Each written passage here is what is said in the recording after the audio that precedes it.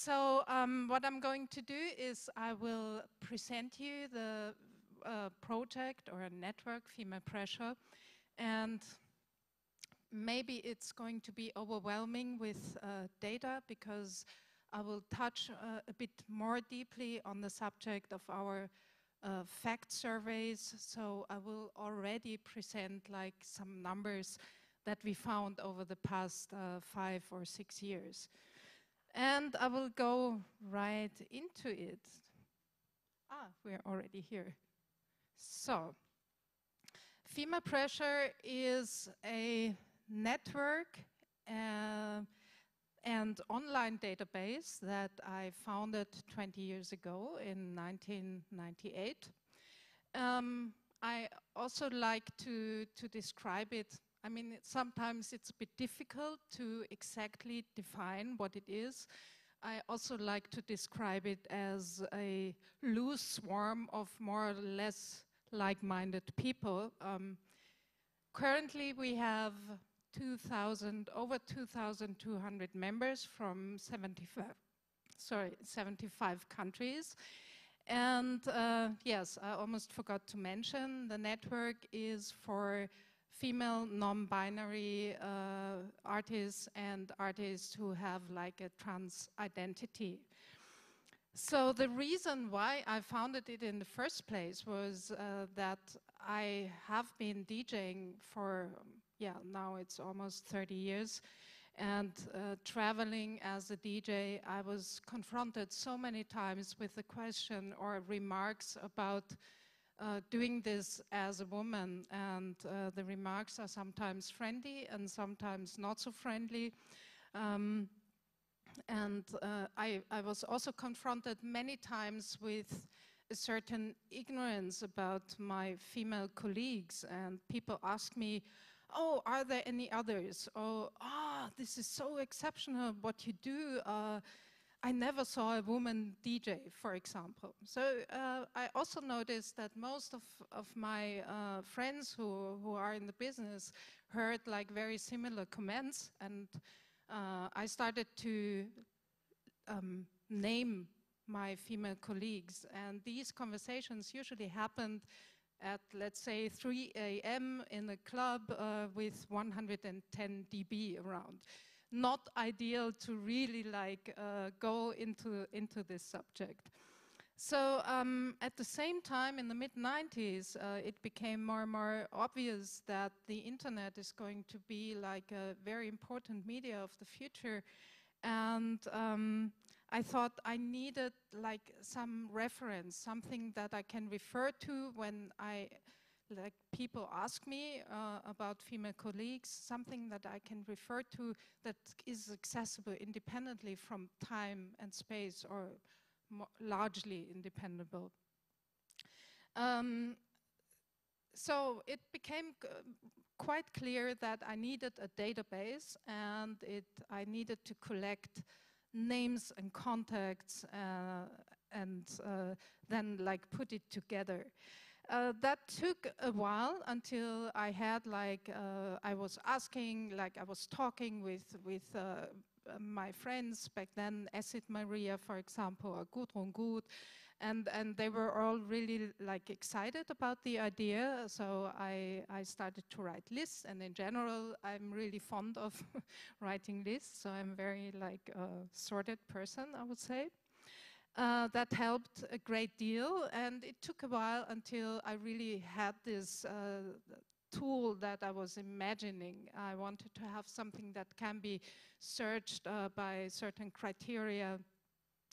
And at first it was only a HTML list, but then I found a partner, Andrea Meyer, who is like a media artist from Austria and open source specialist, and she helped me, she actually programmed the database in 18 years ago or 17 years ago that is still running and online. Okay, so now to the current consistency. We have, as I said, over like it's almost 2,250 artists.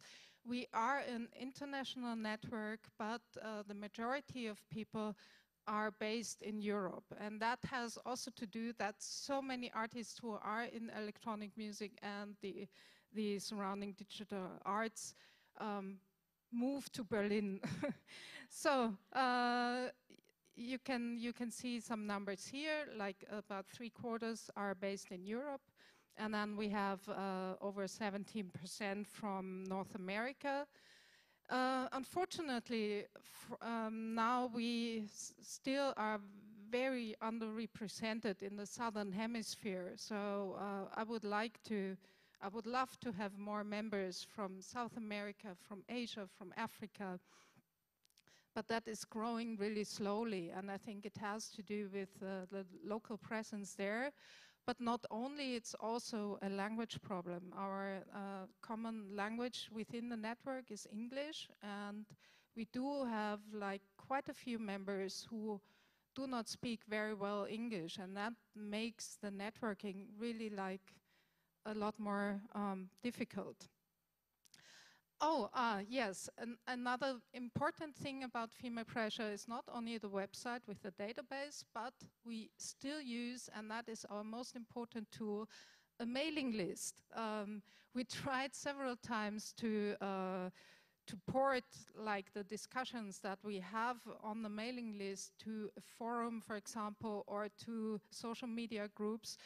This doesn't work. We do have like Facebook groups, for example, but what happens there is fundamentally different from what happens in the mailing list. As old-fashioned as this is nowadays, it is still like the platform or the medium that triggers like the special projects that I will present in a minute, and where we have like the most important exchange going on. And I find this quite remarkable. I don't know exactly why that is the case, but it is the case. There is a certain quality to it that other possibilities apparently do not have, or not for us. Yeah, we have how many members? I counted, especially for this presentation. We have 68 members, only 3% of the network who live in Canada. Maybe it's going to be more after this Key Change Amplify event. Let's see. We have also like quite a few radio shows in Europe, mostly like Germany, Austria, and the UK, and more online. This is how the website looks. It's a very like neutral, basic search interface for the database. And we have several links there, like the little round icons are the links to our special projects. And we have also the links for member login and contact, and to our social media platforms. And you can combine criteria. For example, you can look for visual artists in Japan, and then you have to hit search, or you can also look for a name, or you can list all, and that is a feature. I go back here. It's the one on the bottom, because we had some people who were asking for like, can we see all names? And of course it's difficult to list like over 2,000 names on one page, so you will get like an enormous amount of pages, but nevertheless it's there for those who want to be like overwhelmed with mess.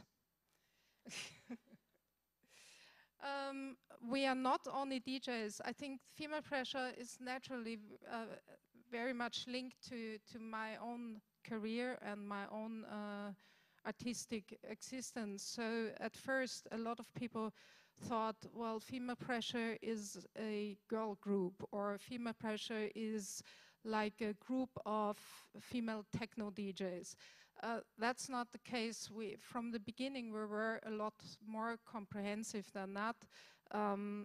Visual artists have always been an important part, because I think the visual arts in electronic music play an essential role.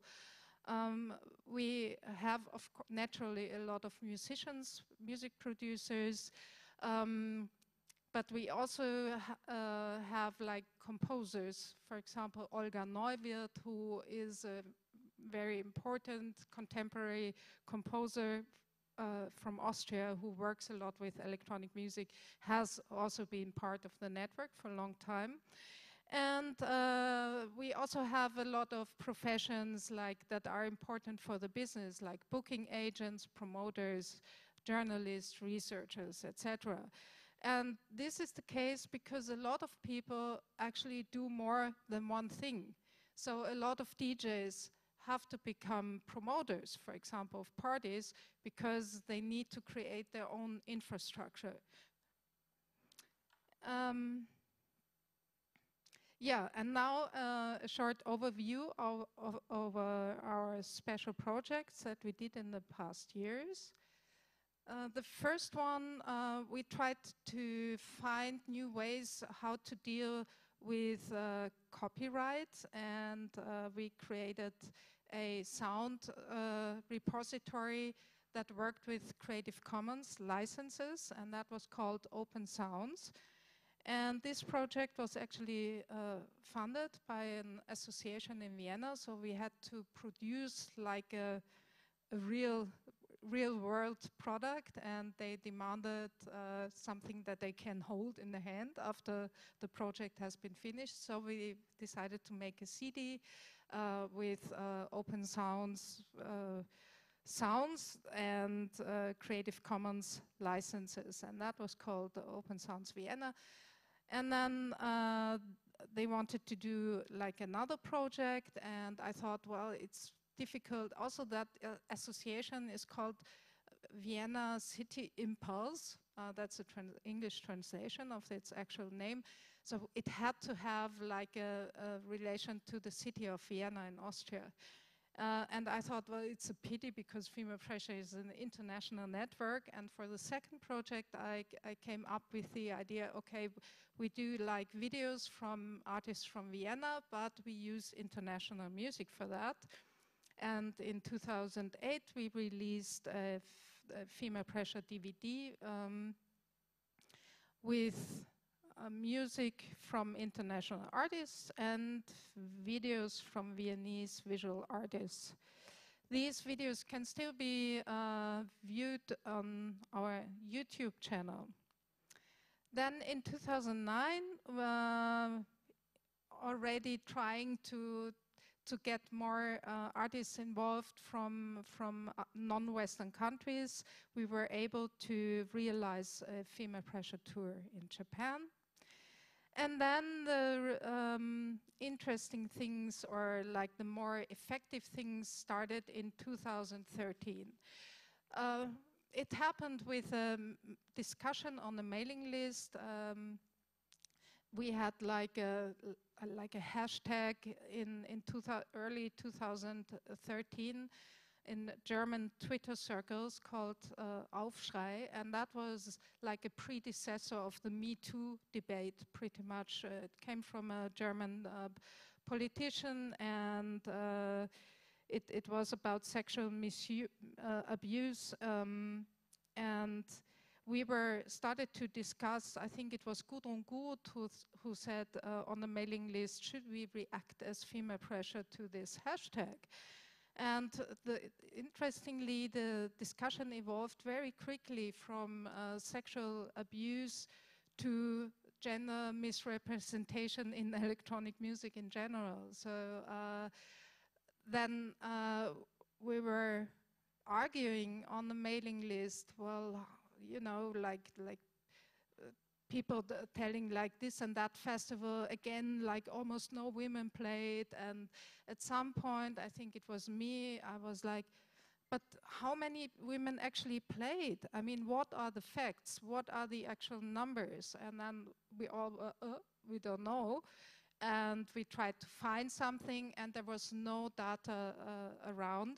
So we started to collect the numbers. And I think this is quite a big deal because it still has impact. This one work that we did in 2013 initiated a lot of movement in the whole scene, I think. And we released the first facts. I will go to the facts a bit later, more in detail, in an International Women's Day in 2013, so in the beginning of March, together with a press statement that is calling for more diversity in general, not only gender diversity, but also ethnical ability diversity, etc. Yeah, the first facts survey that we released showed approximately 10% of female artists in the festivals that we counted. And after like the first fact survey had a huge media impact as well.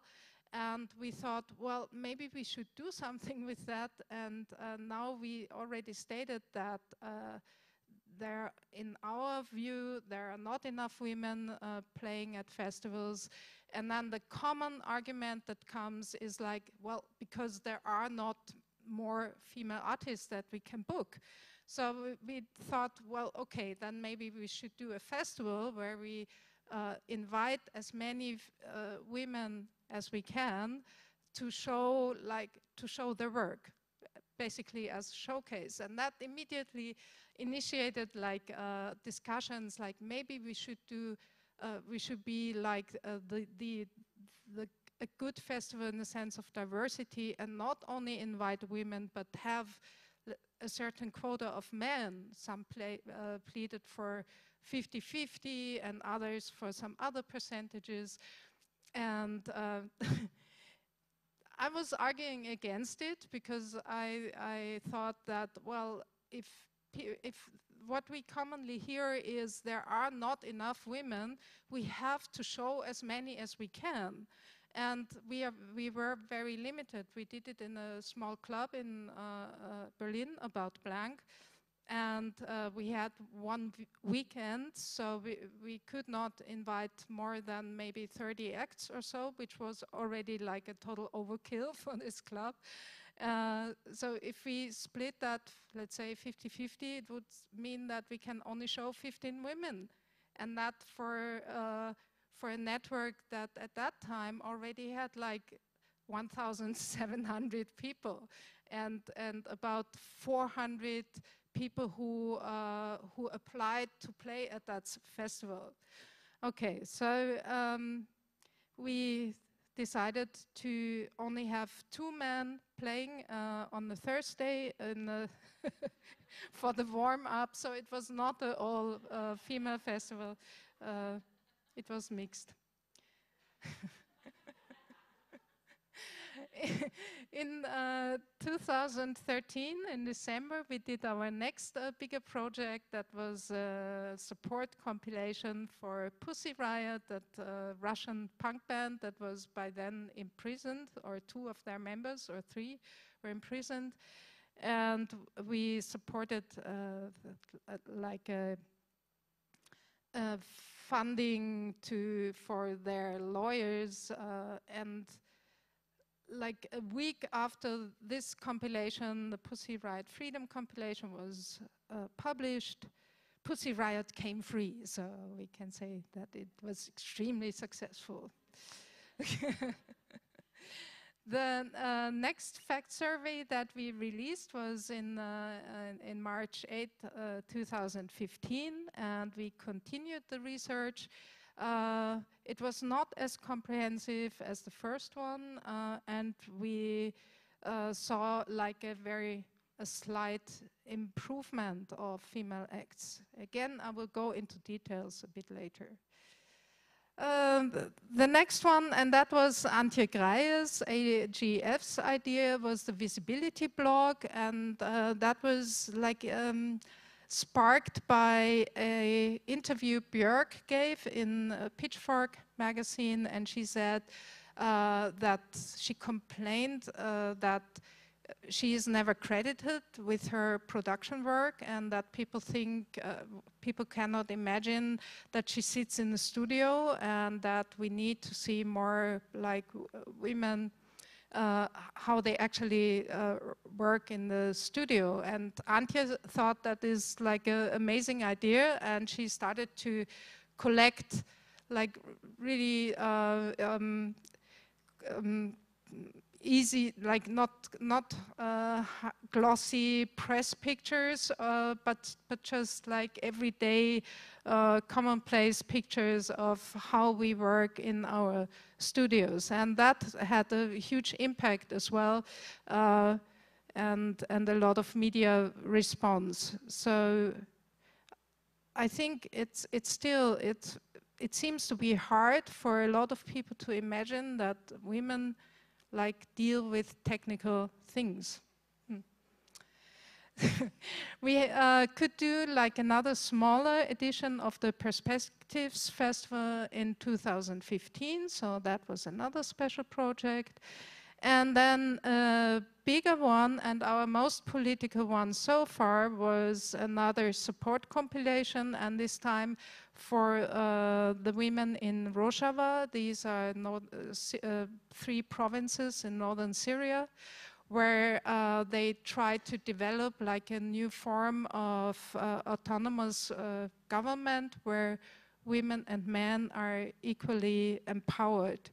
And we thought that this is really extremely remarkable that, let's say, they are trying to develop like an ideal parity in this terrible war zone. And yeah, now I want to go more deeply into the facts. In 2017, oh no, that's coming a moment later.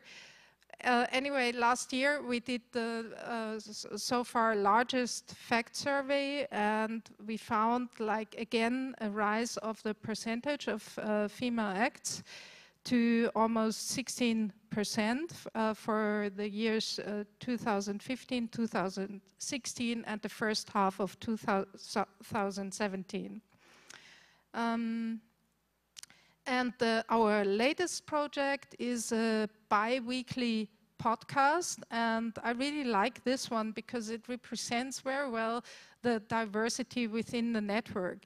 Not everything is super good and Female Pressure is not really about quality, and that was a very a voluntary decision from my side, because I think no one starts as a master or a genius, and we all need practice and we need chances.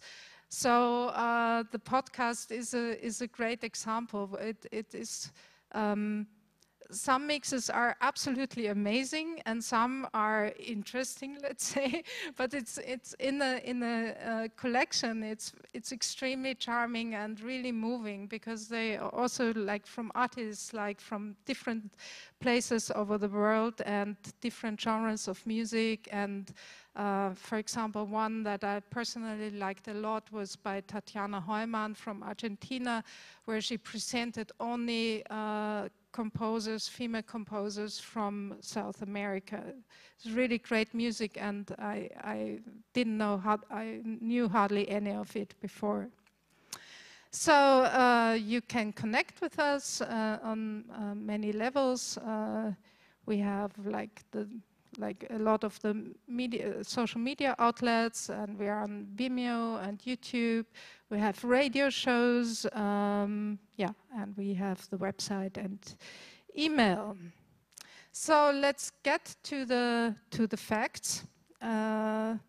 Here you can see an overview, a development over time that we found, and yeah, it has been becoming better. I like to say, this crossed my mind like sometimes last year, end of last year, if we women were a political party coming from almost zero, it would be an enormous success, like doubling or almost, or with a rise of percentage from 2013 at below 10% to about 15% in 5 years later. That would mean like a a raise of 50% of our percentage. That would be enormous success, but we are not a political party, so I think it's not enough yet.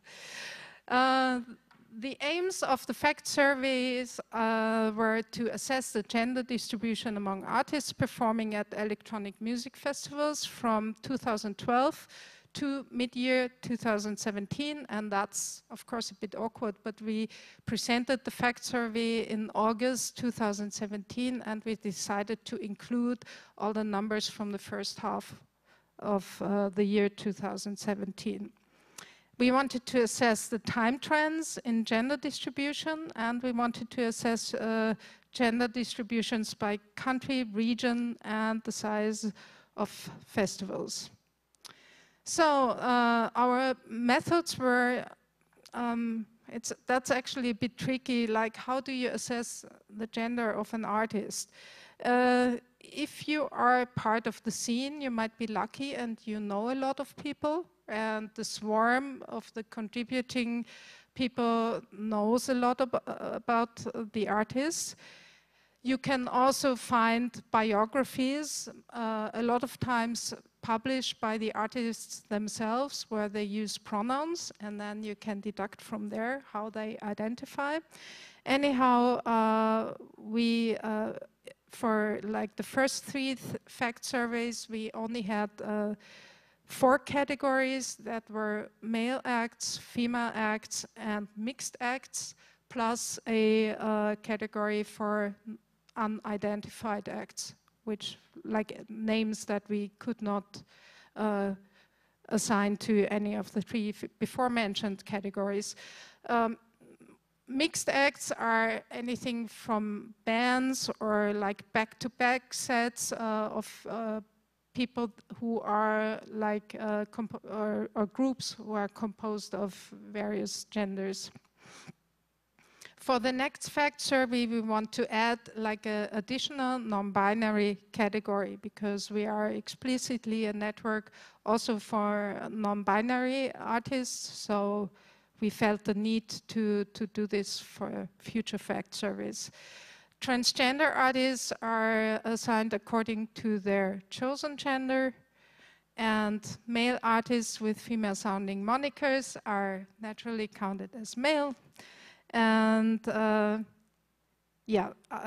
to 2017, we also assigned non-binary members so that we could not assign to either male or female to unidentified, which is a flaw, and therefore we want to change it. To give you an overview over the how comprehensive the third survey was. The first one, we had 55 festival editions, the second one even less, 48. And for the third FACT survey, we counted 229 festival editions. And again, a comparison of the comprehensiveness. Overall data from all 3 surveys together, 322 festivals of 182 editions of 182 festivals in 34 countries, but mostly Europe and North America, and a total of 18,956 acts. And in the third survey that we released last year, we counted the names of 13,197 acts, and at 229 festival editions. And let me add something very important and basic about Female Pressure here. We do not have any funding for the network or for the infrastructure.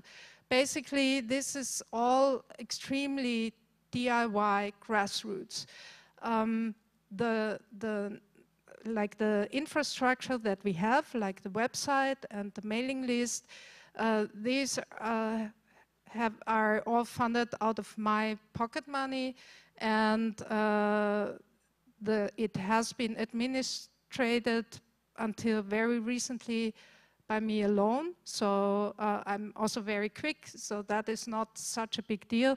But I got help of 2 other members, one from San Francisco, Meg Wilhoit, and one from Berlin, Sarah Martinus, who helped me with like adding new members to the database. So I think this is important. I consider it like crucial for female pressure that we are not like an institution. We are not a legal entity. We are hard to define, and we are completely independent from any funding. And that is probably the reason why it's still around. I think if it were more institutionalized and depending, like, or if the income of certain people would depend on the existence of female pressure, that would create a lot more stress to already like stressed, stressy issue, and I guess maybe it would not have survived. Anyhow, this work for the facts is also a voluntary work where everyone, and Corina, for example, she contributed, and this counting of festival lineups is an incredible time-consuming work. So a team of a few people did a lot of hours to put into this. And we were actually the first ones who ever counted electronic music festivals. So yeah, but I'm proud of it, I admit. Okay, let's go to the gender distribution and see if there is a big difference if we count everything together. That's the graph on the left side, 2012 to 2017. You see there isn't hardly any difference to only the data taken from 2015 until 2017. It's a little bit, the percentage of female artists is a bit higher. But if you look at the single years, you can see a constant rise of female artists. It's still a bit low. And these are like all the 3 gender categories over time, where you can see again that the female artists rise and the male artist percentage drops down slightly, as does the mixed artist percentage. And here we have results for festivals over time where we counted more than, or at least 4 time points from 2012 to mid-year 2017. And we can detect MUTEK here. It's the brown one you see here on the very left side. You see like the khaki color, that's MUTEK Montreal. And we did not count the edition from 2017 because it was after 30th of June. But you can see it stays like clearly below 10% until 2015, where it reaches the 10%. So it was below average before that. And significant rise for the year 2016. I hope you can recognize this. Do you want to have a look at it still? Yeah? I hope I'm not in the way so you can read the legend. Yeah, in general, I would say most festivals got a bit more diverse. Some festivals, like the Spanish one, Electrónica en Abril, has this drop down to 0 in 2016. Who knows why? Yeah, it's a bit random. Also, Electric Spring Huddersfield seems a bit random too. Maybe these are festivals with fewer acts. That's possible. But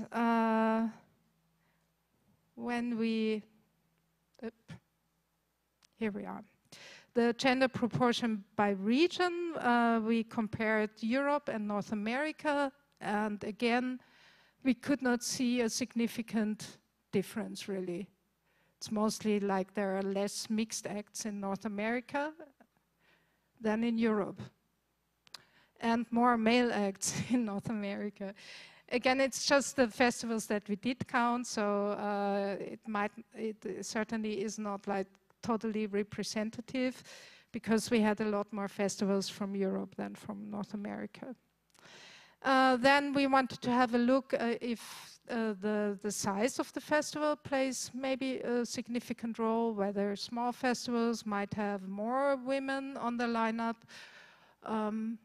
And we found out that this is not really the case. There is no significant difference, neither when we split it up in 3 categories of size, nor 5.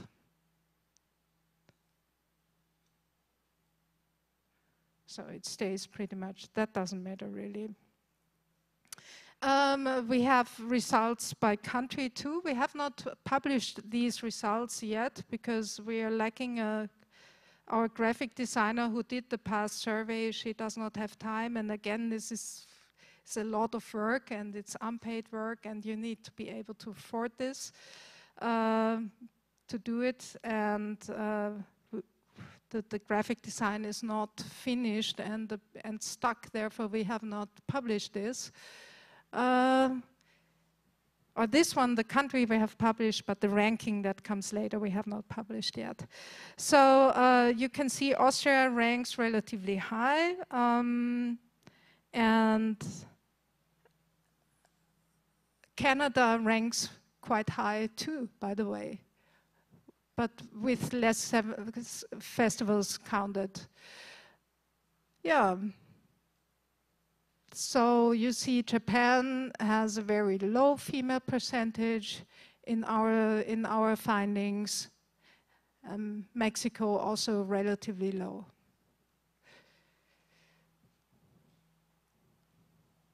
Then here is the ranking that I was referring to that has not been published yet. And these are the top 10 female proportion festivals from the year 2016. And we have VIA Festival on top. And if I'm not mistaken, we have a representative of VIA Festival here at the conference. But maybe not right now, but later, not sure. Yeah, Igloo Fest in Canada was raising their percentages for the Canadian numbers.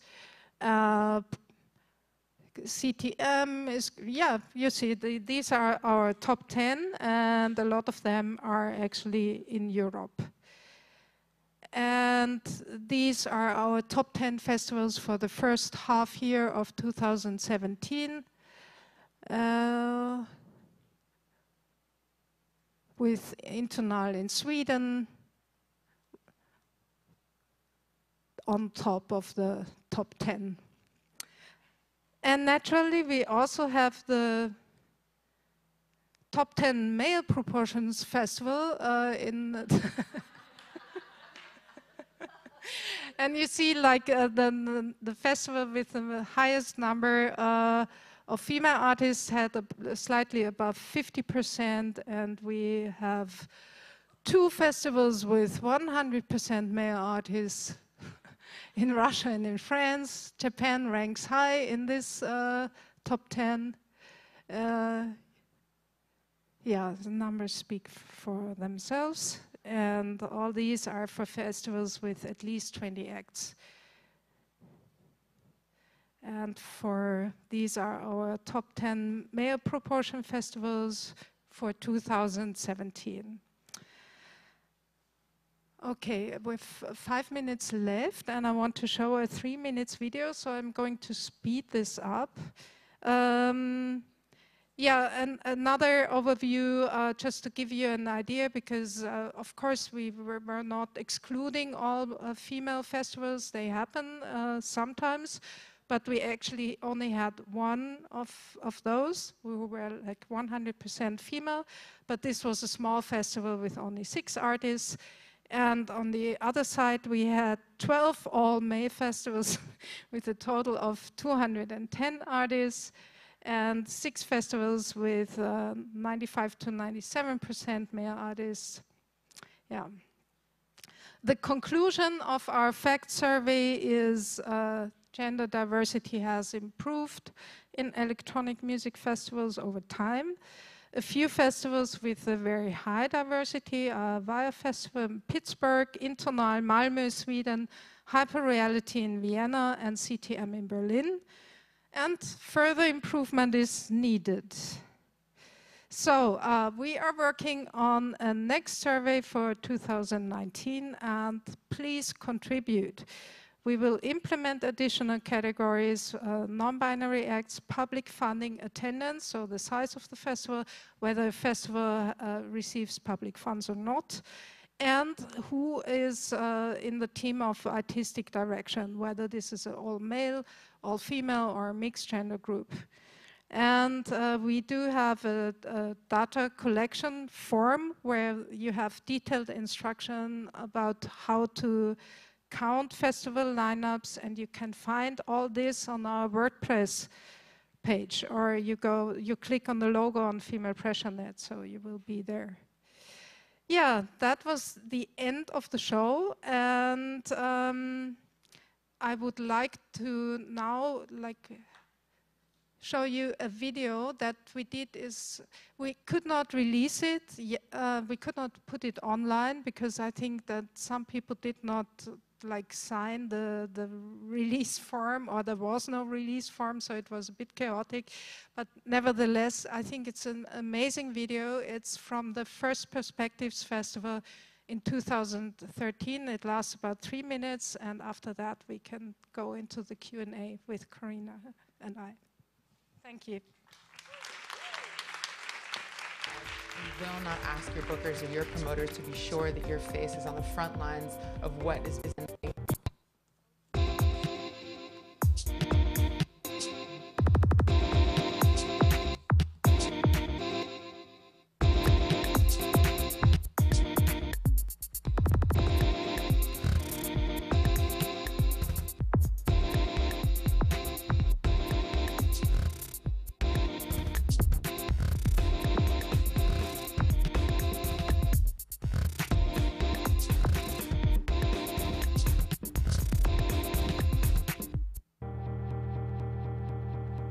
We heard from a couple different bookers that it's about not only, as I was saying, the networks that you know and who you see that is getting famous right now, but I think it starts a lot earlier than that. I work with young women predominantly when I'm doing my work in New York City, and it's fascinating to me that from the very first time that a woman steps into a record store or goes to buy herself some recording equipment or start taking classes on how to produce and write her own music, as someone other than a sexy lead singer, she's immediately discouraged from square one. So if we think about that context when we go about doing our booking and promoting our festivals, and we think about doors are consistently shut in the faces of women in subtle ways, like if you look at the lineup of a festival and you see every single band is white males predominantly, you're just subtly going to think to yourself, this is not a festival for me, and you will not apply. You will not ask your bookers or your promoters to be sure that your face is on the front lines of what is being pushed to those particular bookers, because it's from the beginning you're discouraged from this type of work. So that's something also that I take into consideration with a lot of my booking work, is sort of who has the integrity and the energy and the history of working as a musician, as a DJ, or as a producer, and just really needs the opportunity and needs the stage. Because a lot of the things that I book, it's someone's first opportunity to be on a stage that big. And that's something that I think is really important for minorities in the music industry today.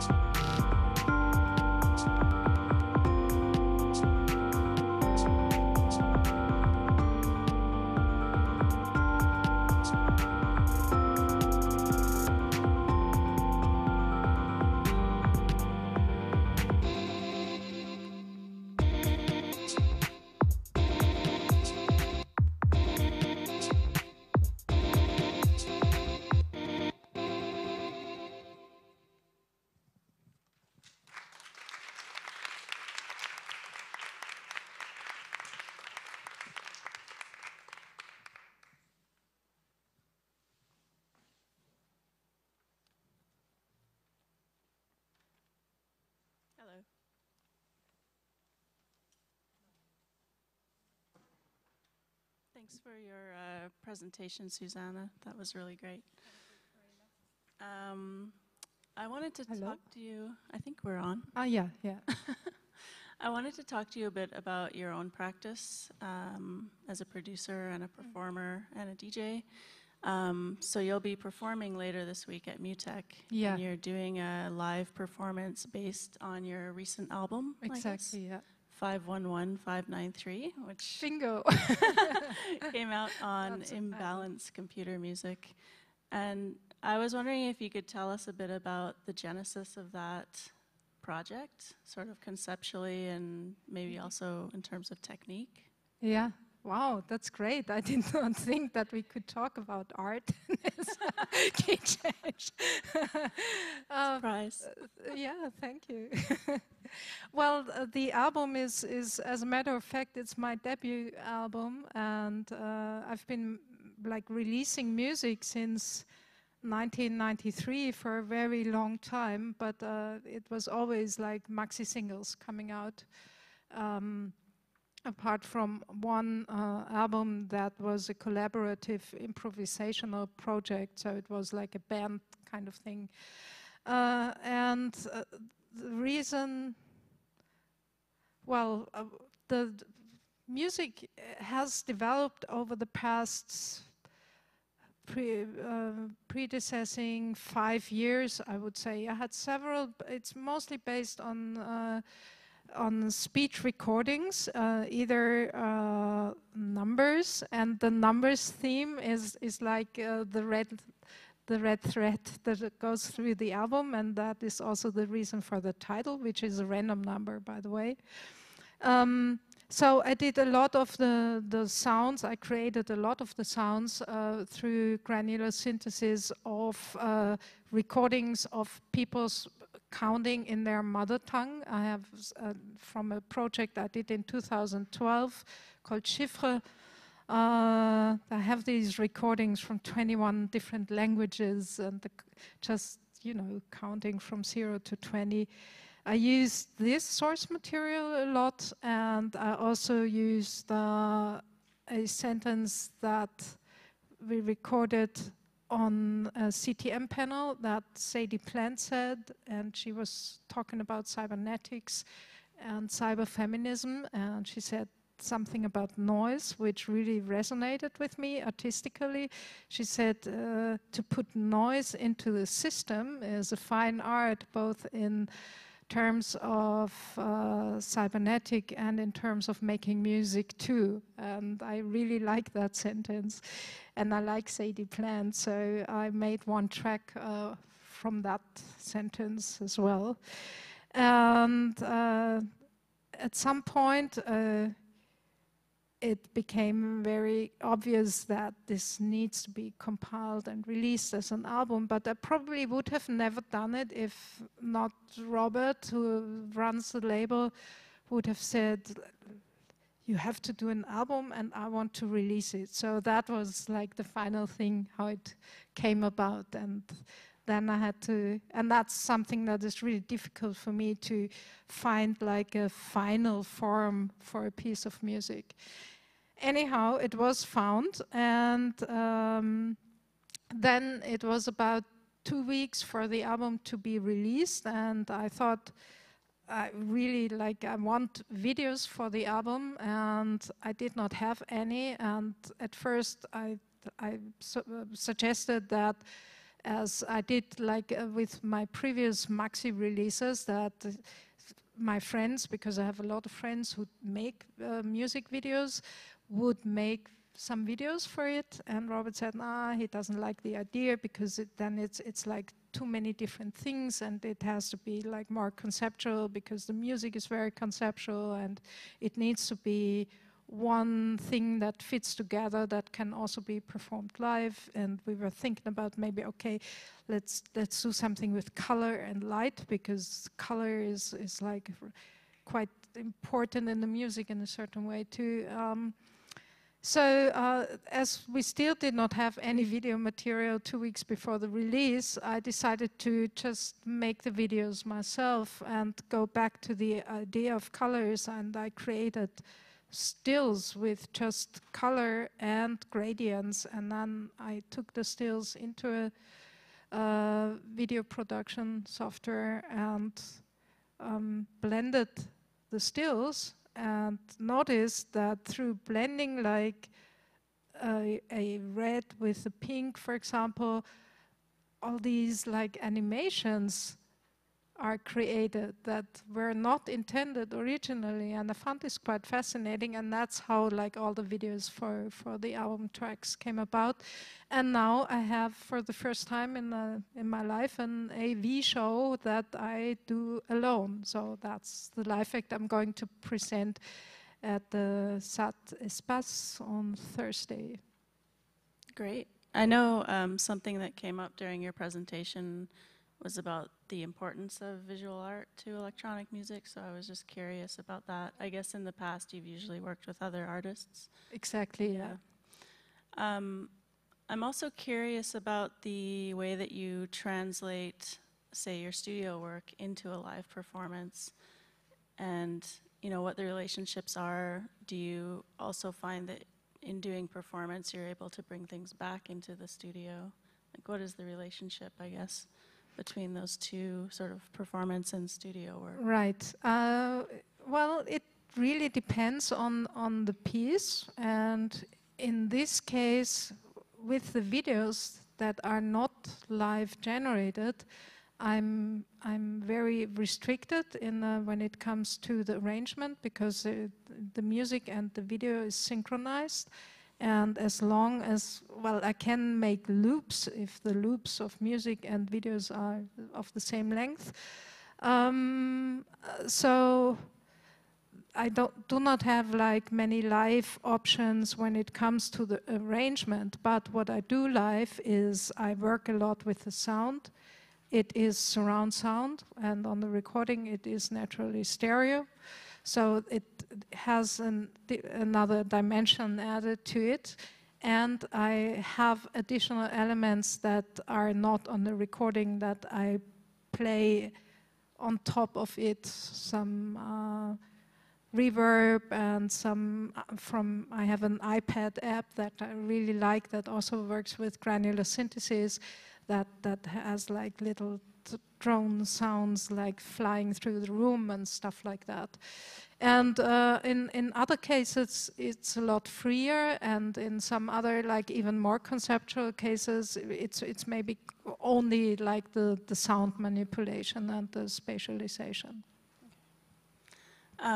So you work a lot with these processes, sort of digital processes like granular synthesis. Yeah. And so those kind of give you a level of abstraction, I guess, away from any kind of original source material. And I'm just curious if you find that abstraction, I mean, I guess on one hand it's kind of limiting, but also opens up maybe different possibilities.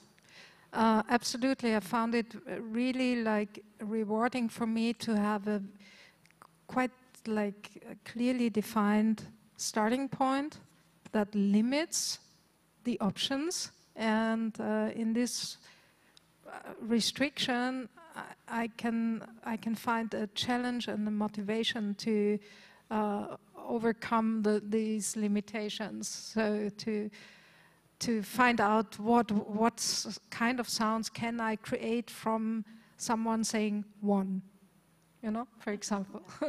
And it's a wide field, and I find this quite interesting, and it's fun. It's like a challenge. Yeah.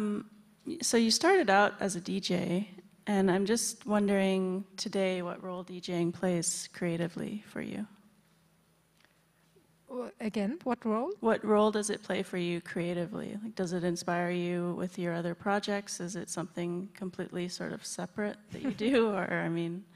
It's certainly not completely separate, but it's separate enough that, for example, I can't DJ my own tracks, or I have a really hard time doing it. Usually I fuck up the mixes and it's terrible. Maybe that has to do with my music too. But anyhow, making music for me is somehow a lot freer. I feel artistically like not restricted in any case to the functionality, whereas as a DJ I always keep in mind, does it work out? So it's a constant feedback thing with the people who are present, and I try to make them dance or like create attention or concentration on what is going on. And so the music I play is different as a DJ, but it's a lot of fun. I really like the energy and the, especially I love the continuous beat, and that has not changed over all the years. Yeah. I was going to ask you, actually, which maybe you just answered part of it, but throughout your musical career, what are some of the things that have really stayed with you through your artistic evolution? And also, where do you want to go in the future? Well, one thing is certainly the love of sound and subtle change, or all the subtle differences that there are. So hearing and listening and tinkering with sounds, that has been a constant thing. Another one is the drums and the grooves. In the future, I hope I can improve the groove part for my own music, because I don't know, maybe I'm too Austrian to be really groovy, but well, we'll see. Do you have any advice for women that are starting out in production or DJing today? Yeah, I mean, well, I think it's important to exchange a lot and to find your peers, and not to be alone doing it only for yourself, but not only because the opinion of your friends or peers is important, but I find it remarkable how your own perception changes when you play your tracks to some friends. It's not only what they say, but I think, and I know I'm not the only one who has this kind of feeling, that when you play to someone else, you hear it in a different way yourself. So you create a certain distance, and it's important to record and to re-listen. I think that is like a super important learning process. And what helped me a big deal learning stuff is to watch other people, predominant people that who I like and whose music I like, to watch them, how they work, and to learn from that. So that's basically how I learned DJing, and I also spent a lot of time in other people's studios with other people before I had my own gear, and spending time doing things is the most important to learn and to practice. Yeah. Do you think that activity of sort of sharing music with peers or friends is a way of overcoming some of the self-doubt and confidence also that many of us have? Yeah, sure.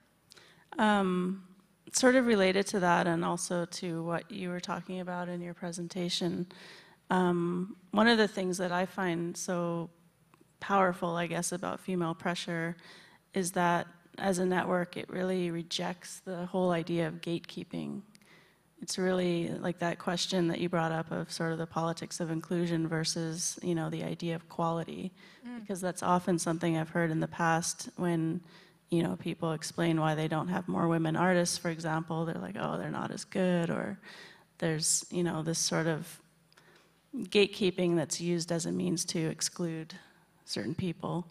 So that's, I guess this is more of a comment, but that's something about the network that I found really powerful, is that it really is open to different kinds of voices and different kinds of music, and there isn't, it's an open space, I think, where... Yeah, it is very open, and that sometimes costs a lot of energy too. Yeah. I mean, I can understand why people stay amongst themselves or amongst like-minded only, because it's more convenient. You can spend your energy in a very efficient way.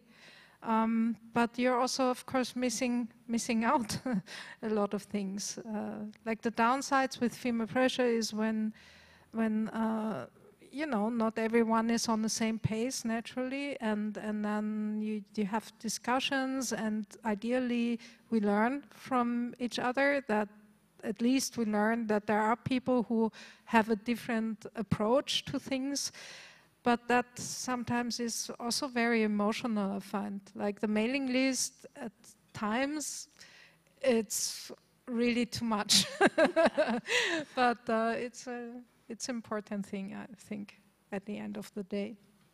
Yeah, I mean, I guess I don't always participate that actively, but I do find it a really interesting space because of that, because it's, but I can imagine when you're in charge of the mailing list that it becomes more tiring sometimes to manage. Yeah, I have filter implemented in my email program, and that helps a lot. I think maybe we can open it up and see if there's any questions in the room for you. There's microphones around on the side there. There's one at the back. Anybody? Ella.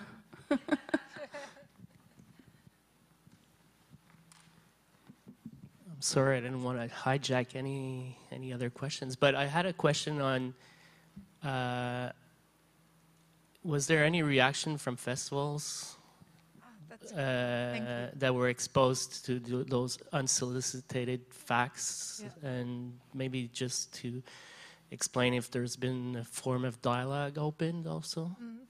Yeah, thank you for the question, because that's a really good point. I found out that well, most of the reactions were with the first fact survey, because it was new and it had a lot of media attention in 2013. And in retrospective, I think the good ones, they were offended and defensive. So like CTM, for example, they were kind of upset, and I know this because I met with Jan Rolf, as one of the organizers, after 2013, and we are still in exchange about it. And I know that he was really upset about the whole thing, because the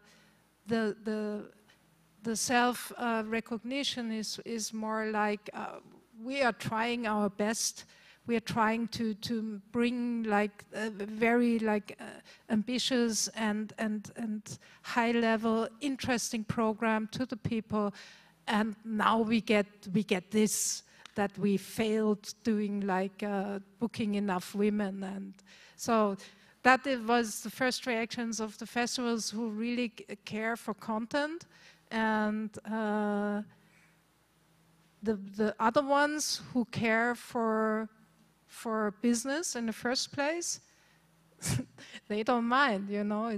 For them, it's not even happening. So there was no reaction from such festivals at all. We're just, you know, like a little mosquito flying around complaining, and so you or you ignore. But then, with a certain latency, the behavior or the view on the issue changed completely. And Jan actually told me explicitly it was an eye-opener for them. So from that defensiveness, CTM turned to be one of the most diverse festivals in terms of gender in Germany. And I have another concrete example as well, that is Unsound and Matt Schulz. And we had this like indirect confrontation in the Wire magazine. In 2013, we were both interviewed on the subject, and in the same article, Matt expressed in 2013 that if he would raise the percentage of female artists in his festival, then the quality would go down. But in our findings, and you could see that what happened after that, in the following 5 years, the percentage of female artists on Unsound constantly rose. And it's up to a pretty good percentage now. So I think Unsound belongs to the good ones, so to say, apparently. And it's like a typical pattern, I found out. But other than that, I was surprised that I expected, after the first press release with a call for more diversity, I expected a huge shitstorm, because this is what usually happens when you go public with a feminist issue. But the shitstorm was really small compared to the positive reactions. And that's remarkable. So for the media, I find it's a big hype. It's something that you can tackle, and at the same time it improves your own image. But it's another step to actually change the numbers. So one more question, and then we have a break coming up. Just, who has the mic?